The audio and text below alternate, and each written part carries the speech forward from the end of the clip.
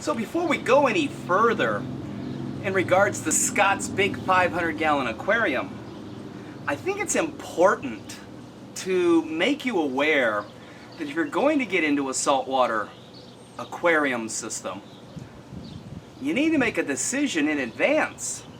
Is it going to be a fish tank or is it going to be a reef tank? Because as you've seen from the previous episodes, you can't have both. And what I'm referring to is the fact that in a reef system, because of all the invertebrate life, you can't add any medications to solve any particular problems. And in Scott's case, we started off with a 500-gallon aquarium filled with fish. And it took me and his wife a few years to get it built up to that point. And then when we got it to that point, Scott switched gears on us and now wanted to do a reef tank, and has been influenced by a number of people in various forums not to introduce copper for fear that he'll never be able to do invertebrates again. Well, the reality and the unfortunate aspect of that is that decision has been at the cost of all the fish. At this point, he's lost about 50% of the fish.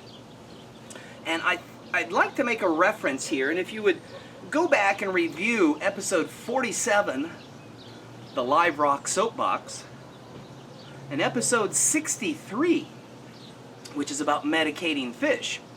And I guess the whole point of my little introduction here is on Monday night I received a page from one of my existing customers who indicated he had lost one of his clownfish.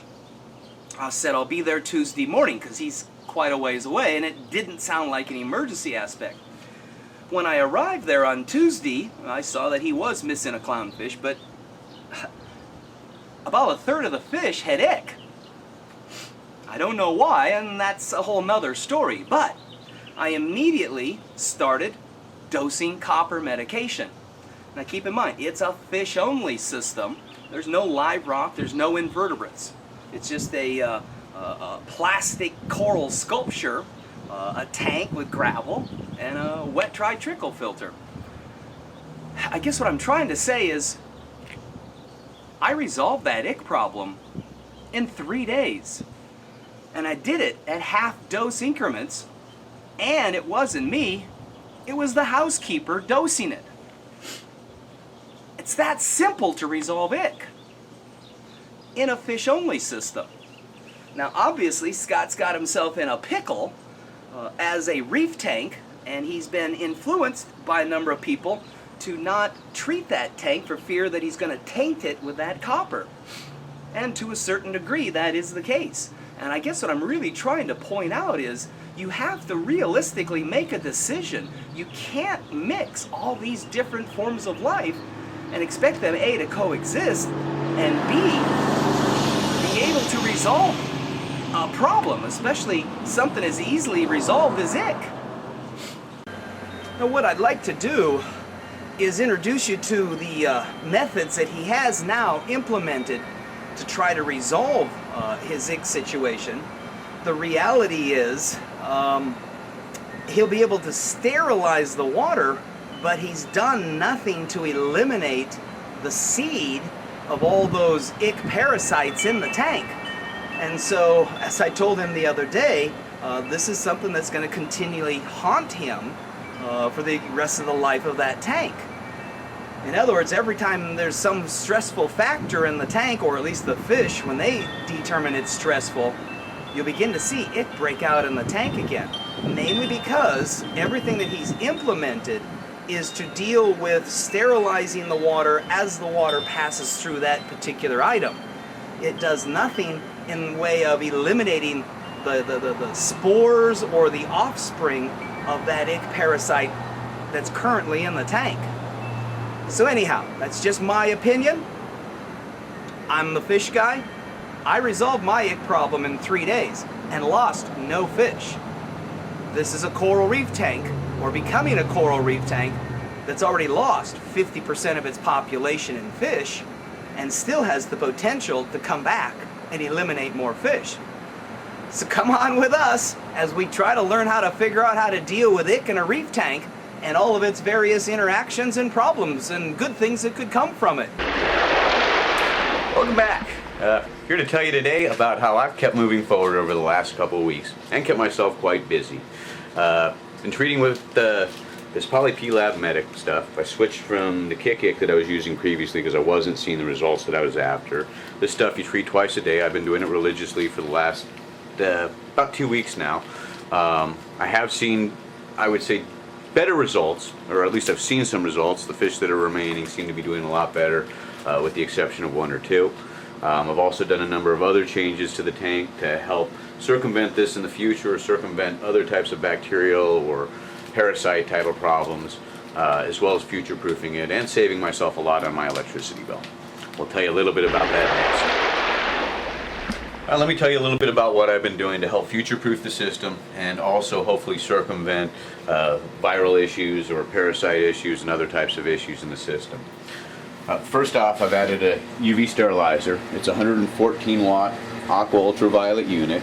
It has little cleaners, or what they call wipers, that allow me to keep my crystal sleeves clean. One thing I liked about this unit versus the one that I had previously and didn't install is that it's compact. I could mount it in a place that was easily maintainable, which in my case was on top of my circulation pump. The other nice thing about it is it supports, or it'll work well in a high flow environment. It's rated up to 4,000 gallons an hour, and with everything I got in here between it and the pump, or after it in the pump, I'm probably pushing around 2,900 to 3,000 gallons an hour. So I should be getting good sterilization. We have the ballast for it mounted here, and we use little pipe hangers for those to keep it clean and organized. Another thing that I've done is try to improve the fish's diet. Doctor always says that the key to a healthy life is a good diet, so same should go for the fish. Did a number of things. I went to the grocery store first, got myself some fresh seafood, some shrimp, some scallops, a little bit of fish as well that was on sale. Went to an Asian market and got some other seafoods. You can get these neat little packages that, you get a pound of food in it, and a wide variety of different stuff. This has squid, cuttlefish, baby octopus, mussel, shrimp.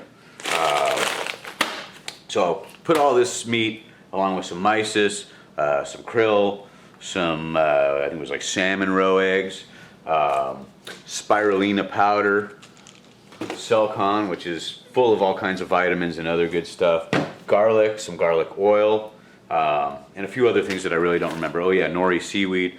Put it all into the Cuisinart, blended it up nice into this nasty smelling green kind of meaty paste. And from there, I laid it out in cookie sheets with egg crate and basically mashed it into the egg crate. Idea is that you freeze it in the egg crate, let it thaw just a little bit, and you can push the stuff out of the egg crate and you end up with these nice little cubes. And these cubes are just packed full of goodness. One cube does a wonder in the tank, and the fish all seem to love it. The invertebrates get fed as well. I suppose if I had lots of stony corals and stuff, it'd be really beneficial to them as well. But mostly the important idea in my mind was that I'm getting the fish some nutrition that they wouldn't normally get just having mysis or nori or some of the other just over-the-counter stuff that I feed with. I did also put a bunch of different varieties of dry foods, flakes and pellets and stuff like that as well. So I made sure that these cubes are packed with goodness. At least that was the idea, and the fish seemed to like it. How does it taste? I was going to try it myself. I have this theory that if it's good enough for me, it's good enough for the fish, or if it's good enough for the fish, it has to be good enough for me. I'll taste the water. I got no problems with that. But when it comes to the food, we'll leave that to the fish.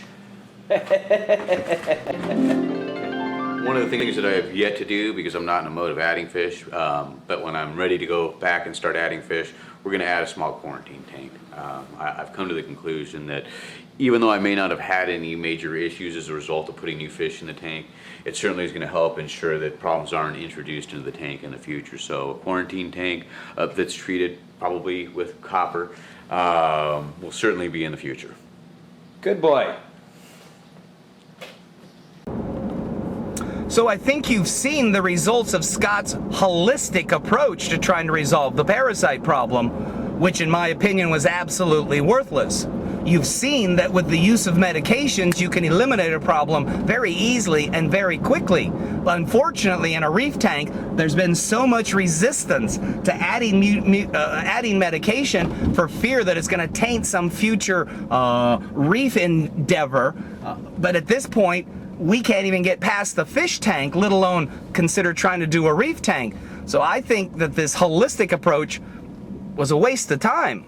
And if I can go a step further, you as the hobbyist need to decide in advance of setting up the tank, is this going to be a fish tank, which I can easily treat with medications, or is this going to be a reef tank, which means I can't treat with medications and I have to prevent those problems before they become a problem or before they come into the tank? So again, you have to decide, is it a fish tank or is it a reef tank? Because you can't have both. With that said, keep moving forward and best luck with your reef tank or your fish tank.